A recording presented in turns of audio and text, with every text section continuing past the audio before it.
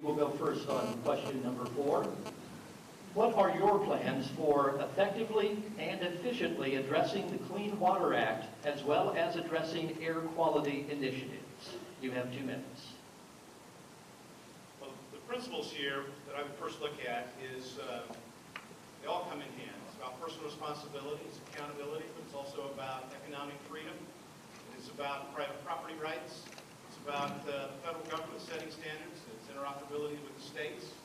When it comes to the federal government stepping in and telling you what is a waterway, what is a stream, what is the difference, actually, I think a farmer in Indiana knows the difference between a wetland and a place where the duck sets its hiney in the spring.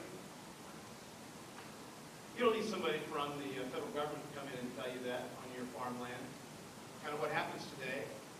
It's the big bad federal government likes to come in and dictate. So I support private property rights. I think it's extremely important. And what we have in Washington is we have what actually one of the things that brought me to Congress in the first place. And that is we have radical environmental extremism. And what they do is they will set those policies and they will set standards without even technology even being created. And then you have to run to the standard. I believe exactly what Indiana Farm Bureau believes. If you're going to set policies, regulations, and rules, you use sound science, sound science, sound science. And you also say that people are part of the environmental equation. That's extremely important. So whether it's from air quality, whether it's from water quality, people are part of the environmental equation. And I think it's extremely important. Nels, you have 2 minutes to respond to the question. Thank you. I have a passion for private property rights that has consumed much of my time, sometimes 20 hours a day and more for the last 16 years. I respect the agricultural industry. I grew up under the concept of stewardship of our land, and we took that very seriously. My uncle, Oscar Ackerson, was the first in Indiana, working for the Soil Conservation Service, to recommend minimum tillage, and was called Minimum Tillage Ackerson.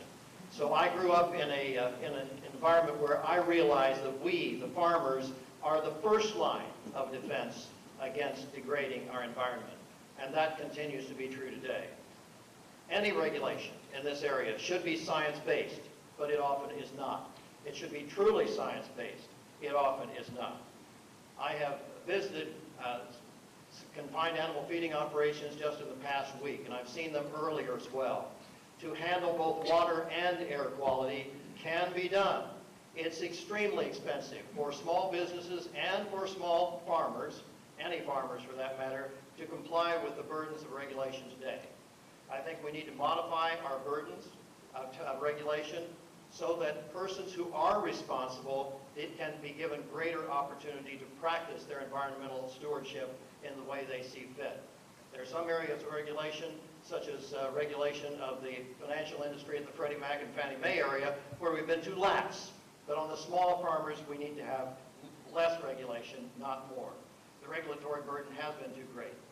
We also need to address all of the issues of air quality, as I've seen them done, and ground quality, and I have seen with respect to the most recent flooding in southern Indiana, in much of Indiana. Don Bilwalk had a quotation that I can't remember directly right now, but he said there was more runoff from urban sewage into our streams in that one event than all of the CAFOs and feeding operations and farmland in Indiana since the regulations were first adopted. Agriculture is not the problem.